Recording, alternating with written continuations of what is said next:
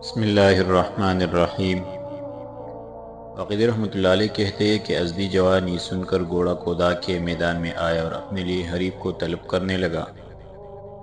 رومیوں میں سے اس کے مقابلے کے لیے ایک کافر نکلا جو سبز گھوڑے پر سوار تھا۔ ازدی نوجوان جس نے اپنی جان کو اللہ تبارک و تعالیٰ کے راستے میں وقف کر دیا تھا، اسے دیکھتے ہی اس کی طرف بڑھا اور اس کے قریب ہو کے یہ رجزیہ اشعار پڑھنے لگا۔ نیزہ بازی اور شمشیر زنی نیزے اور شمشیر بران کے ساتھ ضروری ہے۔ قریب ہے کہ میں پہنچ جاؤں گا جنت الفردوس میں اور بہت بڑے مرتبہ کو۔ یہ اشعار پڑھتے ہوئے دونوں نے ایک دوسرے پر حملہ کیا، مگر ازدی نوجوان نے جلدی کر کے اس کے ایک ایسا نیزہ مارا کہ چکرا کے زمین پر آ رہا۔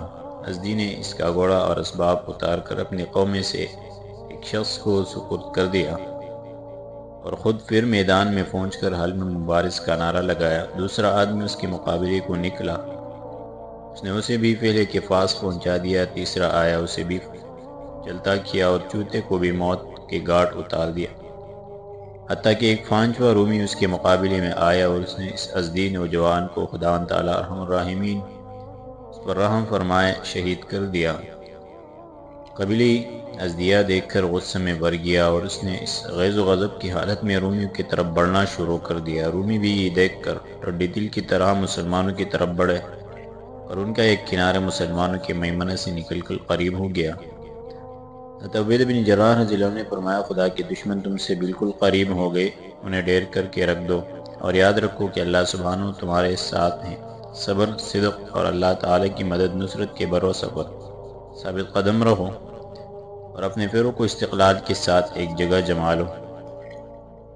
اس کے بعد آپ نے اپنی آنکھ کے ایک گوشہ سے آسمان کی طرف دیکھا اور دعا کی، باری الہ ہم آپ ہی کی عبادت کرتے ہیں، آپ ہی سے اعانت چاہتے ہیں، آپ ہی کی توحید بیان کرتے ہیں، آپ کے ساتھ کسی کو شریک نہیں کرتے۔ یہ آپ کے دشمن آپ کے ساتھ کفر کرتے ہیں، آپ کی آیات کو جھٹلاتے ہیں، آپ کے لیے بیٹا تجویز کرتے ہیں۔ الہ العالمین ان کے پیروں کو جنبش دیجیے، ان کے قلوب میں روب ڈال دیجیے، ہمیں تسکین و اطمینان بخشے، کلمت التقویٰ کو ہم پر لازم فرمائیے۔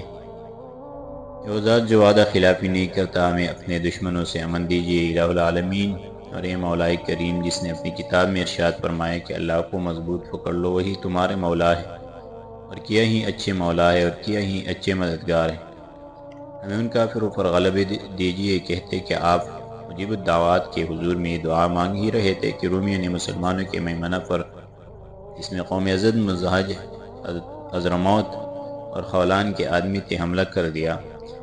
یہ حملہ اگرچہ نہایت سخت تھا، مگر مسلمان نہایت پامردی کے ساتھ ثابت قدم رہے اور خوب جان توڑ کر حملہ کا جواب دیا۔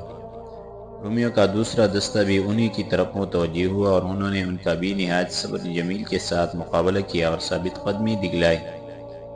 تیسری صف بھی انہی پر آ پڑی، جس نے مسلمانوں کے فائز ثابت میں لغزش پیدا کر دی اور کچھ آدمی اپنی جگہ اور نشانات سے علیحدہ ہو کر لشکر کی طرف ہٹنے پر مجبور ہوئے۔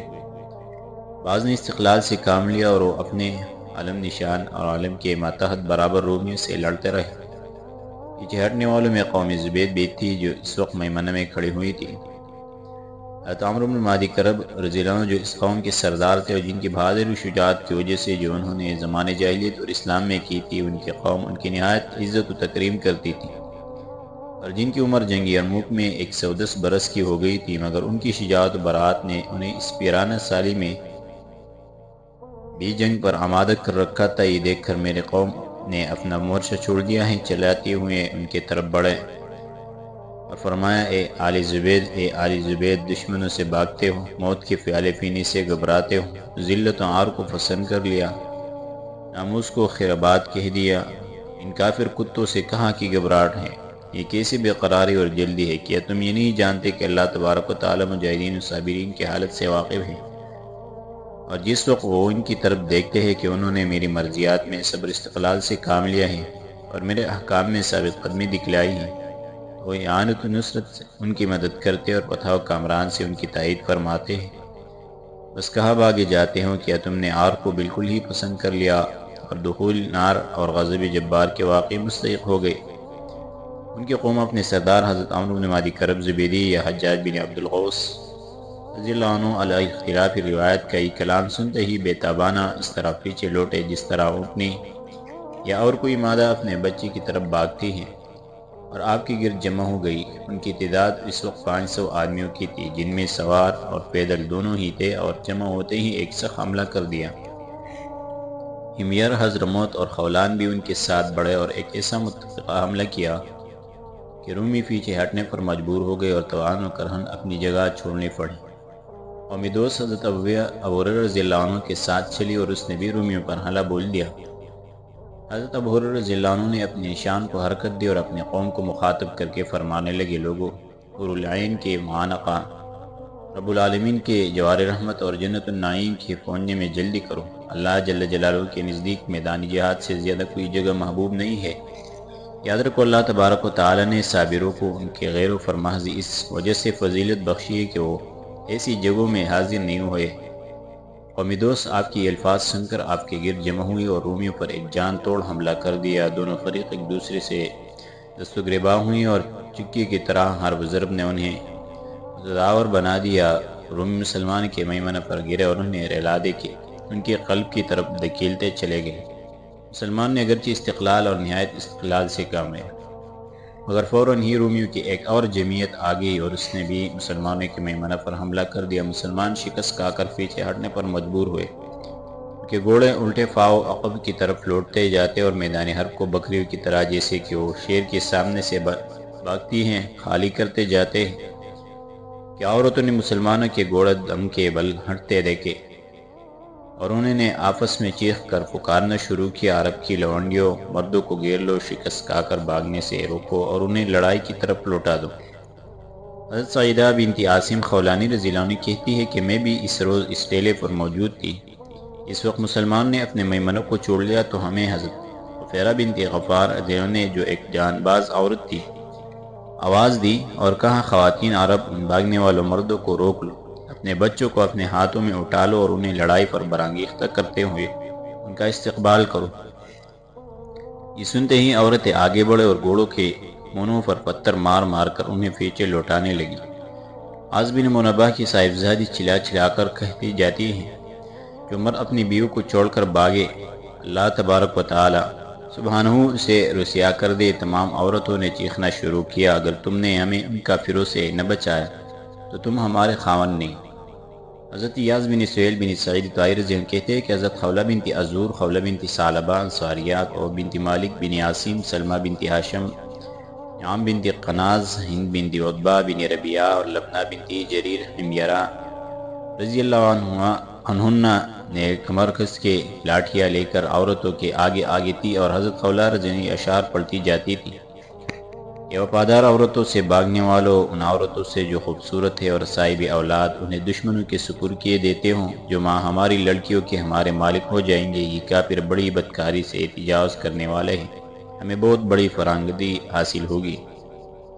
اس طرح لڑائی کی ترغیب دلاتی اور نصیحت امیز اشعار پڑھتی جاتی تھی، حتیٰ کہ شکست خوردہ مسلمان ان کی یہ تحریص و ترغیب سن کر پھر پیچھے کو مڑے۔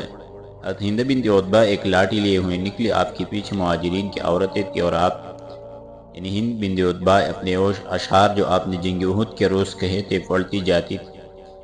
ہم طارق کی بیٹیاں ہے جو نرم نرم فرشوں پر چلتی ہے، جسے سبق رفتار دوست چلتا ہے۔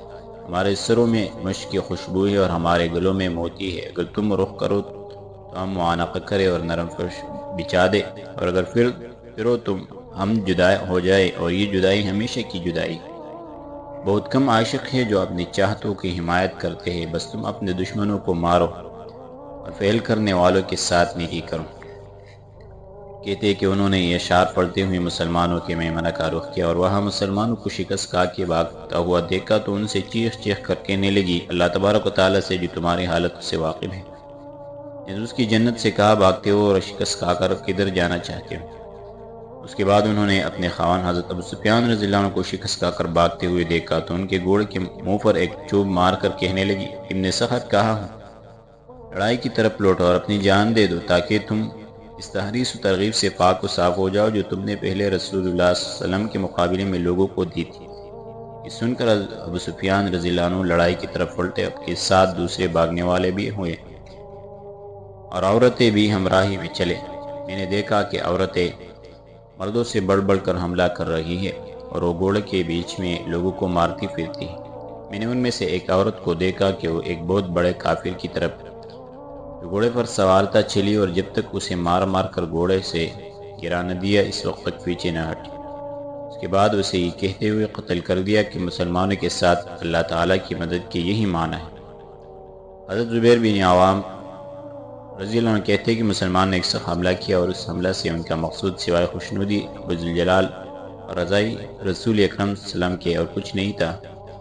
حضرت نے حضرت ابوبکر رضی اللہ عنہ کے ہمراہ ہو کر نہایت شدت کے ساتھ جنگ کی، چونکہ رومیوں کا سب سے پہلا ریلہ انہیں پر ہوا تھا، اور انہوں نے ہی سب سے اول ان کے مقابلے پر اپنی جانیں پیش کی تھی، اس لیے سب سے زیادہ شہادتیں انہی کے حصہ میں آئی، اور ان کی اکثر جماعت اس قوم پر کام آ گئی۔ حضرت سعید بن زید رضی اللہ عنہ کہتے ہیں کہ لڑائی کا پورا زور مسلمانوں کے میمنہ پر ہو رہا تھا۔ مسلمان کبھی ہزیمت کھا کے بھاگتے تھے اور کبھی پھر لڑائی کی طرف لوٹتے تھے، کبھی کچھ دیر کو مقابلہ کرتے تھے اور کبھی پھر پیچھے ہٹ جاتے تھے، حتیٰ کہ حضرت خالد بن ولید رضی اللہ عنہ نے دیکھا کہ میمنہ ہٹتا ہٹتا قلب تک پہنچ گیا ہے۔ یہ دیکھتے ہی آپ نے اپنے سواروں کو آواز دی اور آپ ادھر مائل ہوئے۔ آپ کے ساتھ ہی 6000 مسلمانوں کی ایک جمعیت اللہ اکبر کے فلک شگاف نعرے ہوئے ادھر متوجہ ہوئے اور رومیوں پر حملہ کر دیا، اور انہیں اس قدر شکست پر شکست دی کہ قتل پر قتل کیا کہ مسلمانوں کا میمنہ اور قلب ان رومیوں سے صاف ہو گیا، اور مسلمان پھر اپنی اپنی جگہ میمنہ اور قلب پر پہنچ گئے۔ حضرت خالد بن ولید رضی اللہ عنہ اس جگہ ٹھہرے، اور جو رومی مسلمانوں کے قریب ہوتا رہا اسے دور کرتے رہے، اور اس طرح رومیوں نے حضرت خالد بن ولید رضی اللہ عنہ کے سامنے نہایت بری طرح شکست کا منہ دیکھا۔ اپنے رومیوں کے 6 سواروں کو منفرد اور پریشان دیکھ کے مسلمانوں کو پکارا، یا اہل اسلام والایمان، یا حملۃ القرآن، یا اصحاب محمد۔ رومیوں کی کلبلی پڑ گئی، شکست عظیم ظاہر ہونے لگی۔ قوم میں تم نے دیکھ ہی لیا کہ کوئی بہادر اور شجاع نہیں رہا۔ اللہ تبارک و تعالیٰ نے ان کی قوت اور تیزی کو توڑ دیا۔ اللہ تعالیٰ تمہیں جزائے خیر عنایت کرے، حملہ کر دو اور شدت و سختی کے ساتھ ان پر گر پڑو۔ اس ذات پاک کی قسم جس کے قبضہ قدرت میں خالد کی جان ہے، مجھے امید ہے کہ اللہ تبارک و تعالیٰ کی تمہیں ان کے بازو پر فتح بخشیں گے۔ مسلمان نے یہ سن کر ہر چار طرف آوازیں دی کہ آپ حملہ کریں، ہم بھی آپ کے ساتھ حملہ کریں گے۔ آپ نے یہ سنتے ہی تلوار کو سونٹ دیا اور رومیوں میں جا پڑے۔ حضرت عبد الرحمن بن حمید جمحی رضی اللہ عنہ کہتے ہیں کہ حضرت خالد بن ولید رضی اللہ عنہ کے ساتھ اس حملہ میں میں بھی شامل تھا۔ ہم نے بھی آپ کے ساتھ حملہ کیا، خدا کی قسم رومیوں نے ہمارے سامنے میدان صاف کر دیا اور ہمیں دیکھ کے اس طرح بھاگنے لگے جس طرح بکری یا شیر کو دیکھ کر بھاگتی۔ مسلمانوں نے ان کا تعاقب کیا اور ہمارا یہ حملہ رومیوں کے میمنہ پر ہوا۔ رومی میدان چھوڑ چھوڑ کر بری طرح بھاگنے لگے، اور چونکہ وہ زنجیروں میں بندھے ہوئے تھے اس لیے پوری طرح جگہ نہ چھوڑ سکے۔ قوم کی حمایت اور نگہبانی میں تیر اور نیزے چلاتے تھے اور اپنی جان بچانے کی پڑی ہوئی تھی۔ حضرت خالد بن ولید رضی اللہ عنہ ہمارے آگے آگے تھے اور ہم پیچھے پیچھے برابر حملہ کرتے ہوئے بڑھتے چلے جا رہے تھے، حتیٰ کہ ہم اس طرح بڑھتے ہوئے درجان تک پہنچ گئے جو اس وقت جواہر کی ایک صلیب لیے ہوئے اپنے اس مورچہ پر کھڑا ہوا جہاں بہان نے اسے مسلط کیا تھا۔ اس کے ساتھ اس کی فوج بھی تھی جو اپنے سردار کے حملے کا انتظار کر ہی رہی کہ یہ حملہ کرے تو ہم بھی اس کے ساتھ حملہ کریں۔ اس کے بعد کیا ہوا انشاءاللہ آگے درس میں ذکر کریں گے۔